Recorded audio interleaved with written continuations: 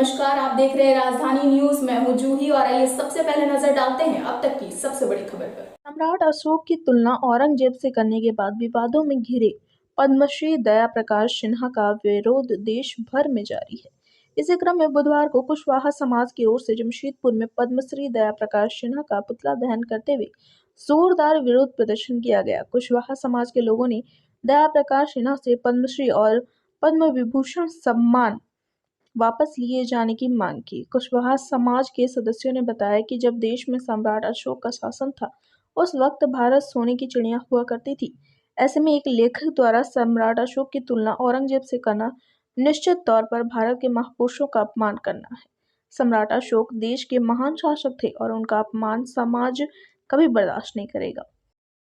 उन्होंने हमारे पूर्वज मतलब भारत के सम्राट कोक हैं, उनको अपमानित किया है, यह कहकर कि वो औरंगजेब के समान थे।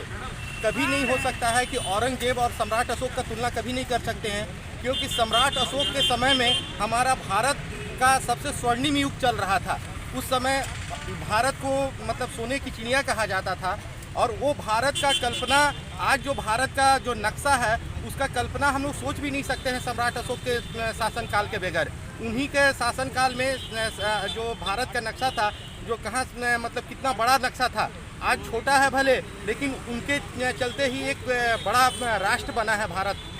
और भारत उसको अपमानित किया गया है, जिसका कि मतलब अशोक स्तंभ से जिनका मतलब 4 सिर वाला शेर को आज भारत सरकार अपना राष्ट्रीय प्रतीक के रूप में अपनाई है और उसके अशोक स्तंभ से अशोक चक्र को लेकर के हमारे तिरंगा के ऊपर लहराया है, उसका मान सम्मान बढ़ाया है।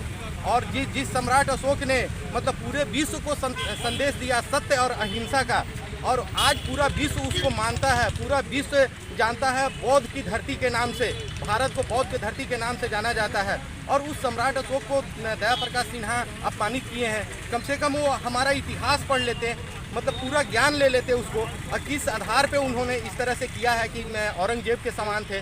औरंगजेब का तुलना और सम्राट अशोक का तुलना वो कैसे कर सकते हैं? ये हम लोग अपमान नहीं सहेंगे। क्या नाम है आपका? हमारा नाम विनोद कुमार सिंह हुआ। हम कुशवाहा समाज के सचिव हैं वर्तमान में। अब तक के लिए बस इतना ही। दिन भर की तमाम खबरों के लिए आप इसी तरह हमारे साथ बने रहें और हमारे चैनल को लाइक और सब्सक्राइब करना ना भूलें।